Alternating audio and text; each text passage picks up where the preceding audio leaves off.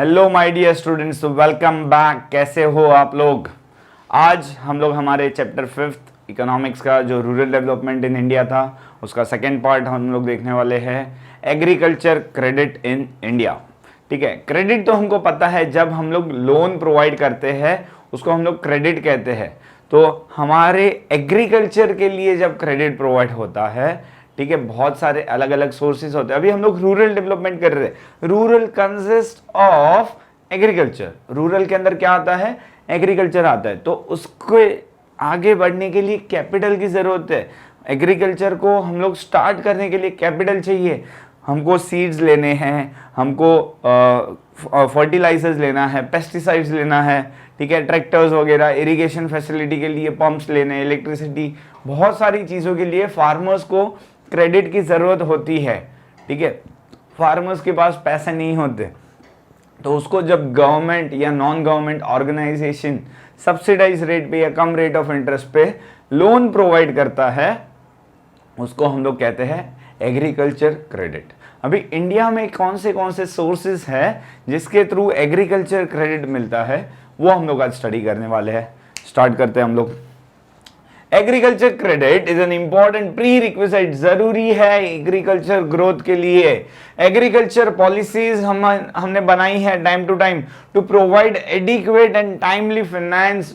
हमारे फार्मर्स को जितना जरूरत है उतना फाइनेंस दो, टाइम टू टाइम फाइनेंस मिलता रहना चाहिए, तो ही हमारा एग्रीकल्चर डेवलपमेंट होगा। Rural credit system assumes importance because for most of the Indian rural families savings are inadequate। अभी गांव में गरीब फार्मर के पास इतना सेविंग्स नहीं होता है, तो अगर एग्रीकल्चर करना है तो उसके लिए फाइनेंस, लोन, क्रेडिट की जरूरत पड़ती है उसको।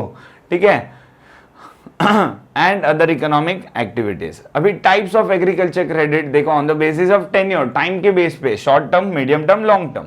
On the basis of purpose, productive means जब उसको एग्रीकल्चर के लिए क्रेडिट चाहिए, उसको बीज लेने हैं, फिर सीड्स लेने हैं, उसको फर्टिलाइजर्स लेना है इरिगेशन के लिए या किसी ना किसी एग्रीकल्चर रिलेटेड, तो प्रोडक्टिव में आता है।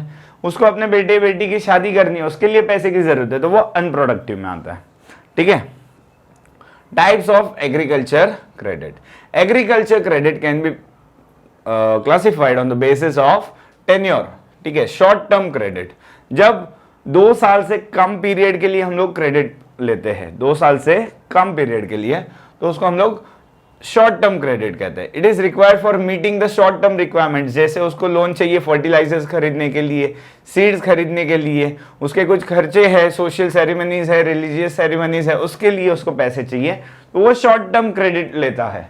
मीडियम टर्म जब 5 साल तक के लिए पैसे लेता है, तो it is called as medium term.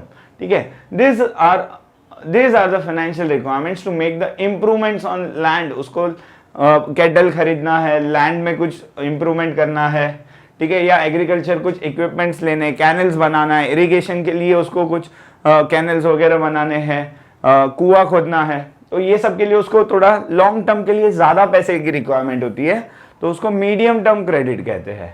ठीक है, उसके बाद आता है लॉन्ग टर्म क्रेडिट। तो this loans are for period of more than 5 years।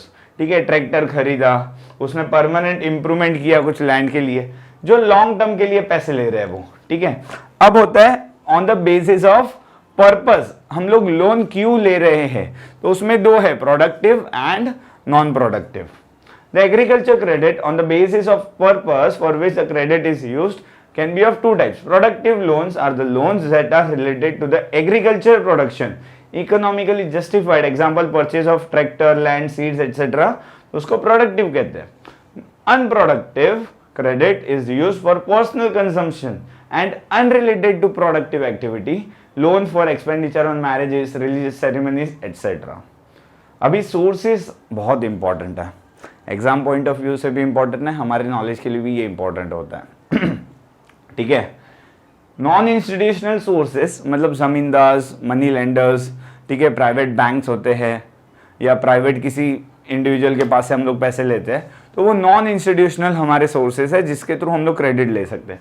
Institutional तो हमको पता है, कोऑपरेटिव बैंक्स हो गए, नाबार्ड हो गया, ठीक है, रूरल रीजनल डेवलपमेंट बैंक हो गया, ऐसे बहुत सारे हैं। ठीक है, स्टार्ट करते हैं हम लोग, आगे आता जाएगा। Non institutional sources the non institutional finance forms an important source, क्योंकि हमारा 40% ऑफ टोटल क्रेडिट है ना, वो नॉन इंस्टीट्यूशनल में से आता है। द इंटरेस्ट चार्ज बहुत ज़्यादा है, ठीक है, ये नॉन इंस्टीट्यूशनल वाले सबसे ज़्यादा इंटरेस्ट चार्ज करते हैं। यहाँ पे वो लोग क्या करते हैं, ऐसे सिक्योरिटी लैंड दे देते हैं या फिर कोई एसेट्स देते हैं। सबसे ज़्यादा इंपॉर्टेंट नॉन इंस्टीट्यूशनल क्रेडिट कौन देता है, तो सबसे पहला तो मनी लेंडर्स, जमींदार, जो हमको पता है, ठीक है, पुरानी फिल्मों में बहुत देखा होगा। Money lending has been a widely prevalent profession in the rural areas. The money lenders charge huge rate of interest and mortgage में वो लोग क्या लेते हैं, प्रॉपर्टी ले लेते हैं जो पैसा ले रहे हैं उसके पास से, ठीक है। अदर प्राइवेट सोर्सेज में आते हैं, ट्रेडर्स है, मतलब जिससे हम लोग सीड्स वगैरह ले रहे हैं वो लोग क्रेडिट प्रोवाइड करते हैं। लैंडलॉर्ड्स होते हैं, कमीशन एजेंट्स होते हैं, credit from the relatives and friends होते हैं, ठीक है। तो ये सारे नॉन इंस्टीट्यूशनल में आते हैं, ये सारे क्या होते हैं, नॉन इंस्टीट्यूशनल में आते हैं। उसके अलावा institutional sources, the general policy on agriculture credit has been one of the progressive institutionalization aimed at providing timely and adequate credit to the farmers। अभी हमारा एक पॉलिसी हम लोग बना रहे हैं कि भाई हमें फार्मर्स को टाइम टू टाइम एडिक्वेट, उनको जितना चाहिए उतना क्रेडिट प्रोवाइड करने के लिए ट्राई करना है ज़्यादा से ज़्यादा, ठीक है, क्योंकि हमको एग्रीकल्चर डेवलपमेंट करना है, तो इकोनॉमिक डेवलपमेंट होगा, रूरल डेवलपमेंट, सब कुछ करना है हमको, ठीक है। फिर providing better access to institutional credit, उनको देखो पहले के टाइम पे बैंक्स वगैरह नहीं थे गांव में, तो अभी हम लोग बैंक्स वगैरह दे रहे हो, वहां पे उनको ज्यादा से ज्यादा बैंक के थ्रू क्रेडिट प्रोवाइड कर रहे हैं स्मॉल और मार्जिनल फार्मर्स और अदर वीकर सेक्शंस के लिए, सो दैट वो लोग मॉडर्न टेक्नोलॉजी ला पाए, इम्प्रूव्ड एग्रीकल्चर प्रैक्टिसेस लेके आए। तो कौन से इंस्टीट्यूशंस हैं, तो सबसे इंपॉर्टेंट ये तुम लोग 5 स्टार मार्क कर लो, नाबार्ड, ठीक है, national bank for agriculture and rural development, ठीक है, ये बहुत इंपॉर्टेंट क्वेश्चन है। इट इज द एपेक्स, मतलब एग्रीकल्चर और रूरल डेवलपमेंट के लिए सबसे हाईएस्ट अथॉरिटी इसका है, ठीक है। ये क्या ट्राई करता है कि सारी जगह पे एग्रीकल्चर और रूरल डेवलपमेंट के लिए क्रेडिट प्रोवाइड करता है, नाबार्ड, याद रखना है हम लोग को, ठीक है। कभी स्टार्ट हुआ था, जुलाई 12, 1982। पेड अप कैपिटल कितना था, 100 करोड़, जिसमें 50% आरबीआई का था और 50% गवर्नमेंट का था। NABARD is the APEC institution for rural credit structure, ठीक है, उसके अंदर सारे आते हैं। वो किसको किसको, स्मॉल स्केल को देता है, एग्रीकल्चर को देता है, कॉटेज और विलेज इंडस्ट्री को देता है, हैंडीक्राफ्ट वाले को देता है, सबको पैसे देता है वो। आज की तारीख में उसका पेडअप कितना है, कैपिटल 10,580 रुपए, नहीं 10,580 करोड़, माय गॉड बहुत ज्यादा है, ठीक है। सॉरी। अभी सेकंड है रूरल कोऑपरेटिव बैंक्स। गांव में कोऑपरेटिव बैंक्स, देखो हमने पढ़ा था कमर्शियल बैंक, कमर्शियल बैंक हमको पता है जो प्रॉफिट के लिए होता है। बाहर जितनी भी बैंक्स हैं, bank of Baroda, Canara bank, axis bank, city bank, yes bank, जो भी बैंक का नाम लो, सारे के सारे कमर्शियल बैंक है, वो लोग प्रॉफिट के लिए। लेकिन तुम लोग ने कुछ कोऑपरेटिव बैंक का नाम सुना होगा, जैसे greater Bombay cooperative bank, Maharashtra cooperative bank, ठीक है। तो ये कोऑपरेटिव बैंक जो होती है वो अपने मेंबर्स के बेनिफिट के लिए काम करते हैं, प्रॉफिट के लिए नहीं काम करते। तो वैसे ही रूरल कोऑपरेटिव क्रेडिट सोसाइटी है जो अपने मेंबर्स को कम इंटरेस्ट पे क्रेडिट प्रोवाइड करता है। गांव में है इसके लिए उसको रूरल बोला जाता है, ठीक है। The rural credit cooperative banks may be further divided into short term credit cooperative society और long term credit cooperative society. जब कम टाइम के लिए हम लोग को प्रोवाइड होता है तो उसको शॉर्ट टर्म बोला जाता है, 10 साल तक या उससे ज़्यादा के लिए होता है तो उसको long term credit cooperative society बोलते हैं। अभी ये 3 टायर है। 3 टायर कैसे, तो एक प्राइमरी एग्रीकल्चर क्रेडिट सोसाइटी जो हर गांव में होता है, डिस्ट्रिक्ट सेंट्रल कोऑपरेटिव बैंक्स जो हर डिस्ट्रिक्ट में एक एक होता है, और स्टेट कोऑपरेटिव बैंक्स जो हर स्टेट में एक एक होता है, स्टेट लेवल पे, डिस्ट्रिक्ट लेवल पे और विलेज लेवल पे। इसके लिए उसको 3 टायर बोला जाता है, ठीक है, 3 टायर। हाँ, उसके बाद आता है long term credit cooperative society.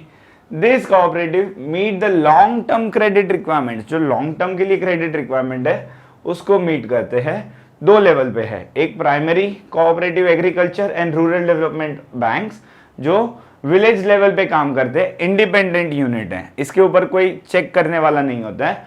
और दूसरा होता है state cooperative agriculture and rural development bank, ठीक है, जो स्टेट लेवल पे ऑपरेट करते हैं, ठीक है, लेकिन इनके ब्रांचेस बहुत सारे विलेजेस में होते हैं। ऐसा नहीं है कि पूरे स्टेट का एक ही ब्रांच होगा, नहीं, 5, 10, 15 ब्रांचेस होते हैं डिस्ट्रिक्ट वाइज या विलेजेस वाइज, कुछ कुछ जगह पे ये लोग अपने ब्रांचेस रखते हैं। उसके अलावा कौन से इंस्टीट्यूशंस है जो एग्रीकल्चर को क्रेडिट प्रोवाइड करते हैं, तो वो है कमर्शियल बैंक्स। हम लोग को पता ही है, बाहर जाओ जितनी भी बैंक्स दिख रही है, bank of Baroda, Canara bank, yes bank, axis bank, HDFC, जितनी भी है सारी की सारी कमर्शियल बैंक है, क्योंकि वो लोग प्रॉफिट के लिए है, ठीक है। फिर रीजनल रूरल बैंक्स, ये एक स्पेसिफिक अलग तरह की बैंक है, ठीक है, जो सिर्फ रूरल डेवलपमेंट के लिए पैसे देते हैं। Regional rural banks are the specialised banks established in 1976। कब एस्टैब्लिश हुए थे? 1976 में। कैटर मतलब हर जगह पे फैले हुए हैं, ठीक है, regional rural banks rural regions को डेवलप करने के लिए, ठीक है। ऐसे तो कमर्शियल बैंक के जैसे ही रहते हैं, लेकिन इनका थोड़ा प्रॉफिट के लिए कम रहता है और इनके पास पैसे देने की कैपेसिटी भी थोड़ी कम होती है जब कंपेयर करते हैं हम लोग कमर्शियल बैंक के साथ। लेकिन ये लोग काफी प्रोफेशनल रहते हैं, ठीक है, and modern outlook of commercial banks है ये लोग। अभी माइक्रो फाइनेंशियल इंस्टीट्यूशंस, छोटे छोटे हब्स है जो हमको फाइनेंस प्रोवाइड करते हैं, ठीक है। ये ज़्यादा नहीं क्रेडिट प्रोवाइड कर पाते, लेकिन ये भी बोलते ना माइक्रो फाइनेंस है, छोटे छोटे, मतलब किसी को घर के लिए चाहिए पैसे थोड़े बहुत, या फिर किसी को एक छोटा सा लोन चाहिए थोड़े दिन के लिए, 6 महीने के लिए, 1 साल के लिए, तो उसके लिए बहुत छोटा अमाउंट रहता है, तो ये माइक्रो फाइनेंस इंस्टीट्यूशंस बोलते हैं। Bank offer concessional rate for the rural credit, however small farmers are unable to access them. वो लोग ले नहीं पा रहे क्योंकि बोरोअर अनफ्रेंडली प्रोडक्ट्स है, क्योंकि वो इतनी सारी प्रोसीजर्स रहती है, इतने सारे डॉक्यूमेंटेशंस रहते हैं, तो वो बेचारा ले नहीं पाता, तो वो माइक्रो फाइनेंस इंस्टीट्यूशन के पास जाके लेके आता है, ठीक है। नॉन गवर्नमेंट ऑर्गेनाइजेशन जैसा है जो प्रोवाइड करता है ऑल्टरनेटिव हमारी बैंक्स के लिए, ठीक है, तो माइक्रो फाइनेंस इंस्टीट्यूशन। इसी के साथ हमारा ये chapter rural development in India यहाँ पे खत्म होता है। अगर आपको वीडियो अच्छी लगी हो तो लाइक करो, शेयर करो और सब्सक्राइब करो। Thank you my dear students.